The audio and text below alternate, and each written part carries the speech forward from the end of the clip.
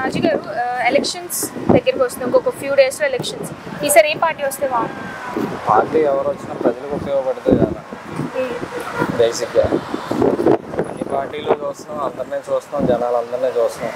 ఎలక్షన్కి కొన్ని వందల కోట్లు ఖర్చు పెడుతున్నారు. మొన్న ఇక్కడ 2000 కోట్లు దొరికినాయి అంట. ఆ డబ్బులు మొత్తం పెట్టి డెవలప్మెంట్ చేయొచ్చు కదా. ప్రతి ఒక్కరికి ఇవ్వకపోతే అనవసరంగా వేస్ట్, డబ్బులు వేస్ట్. మనకి తెలియకుండా అసలు మన ఆంధ్రాలో ఎంతమంది జనాలు ఉన్నారు. బేసిక్గా విజయవాడ, వైజాగ్ నార్మల్గా వచ్చాను వేరే పని మీద. నిన్న నైట్ బీచ్ దగ్గరికి వచ్చాను సరదాగా. సగం ఏరియా మొత్తం, ఒక ఏరియా మొత్తం బీచ్లోనే ఉంది. ప్రచారానికి మొత్తం వెహికల్స్ పెట్టి ఉన్నాయి. ఎంతమంది ఒక ఏరియాలో, ఒక బీచ్లోనే ఎంతమంది ఉంటే ఆంధ్ర మొత్తం ఎంతమంది ఉంటారు.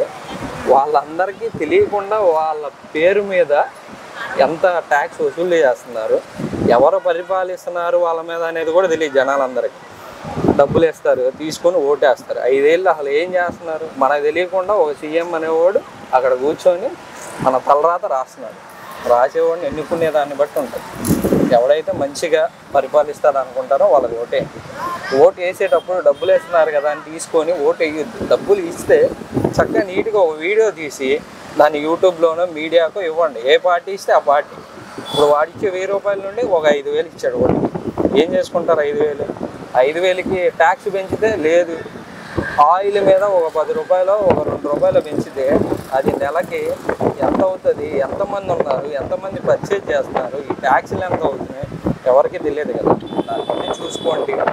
డబ్బులు ఎవరైనా ఇస్తే మాత్రం నీట్గా ఒక వీడియో తీసి పెట్టి, వాడు ఇప్పుడు డబ్బులు ఇస్తున్నాడంటే వాడు ఎంత వెనక్కి తీసుకుంటాడు అనేది ఆలోచించాలి కదా.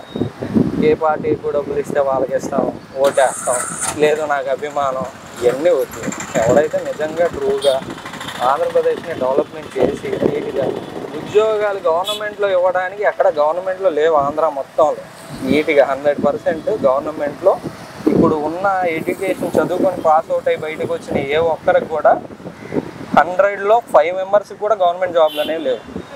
కేవలం మిగతావి ఏంటంటే కంపెనీలు ఇస్తే చదువుకొని బయటకు వచ్చి హ్యాపీగా ఉద్యోగాలు చేసుకుంటారు. లేకపోతే ఏం చేయాలా, ఎక్కడ ఏం చేయాలో, పని చేయాలో, బీటెక్లు, డిగ్రీలు, పీజీలు చేసి జాబులు లేకుండా వేరే స్టేట్లకు వెళ్ళి ఎంతోమంది ఇబ్బంది పడుతున్నారు.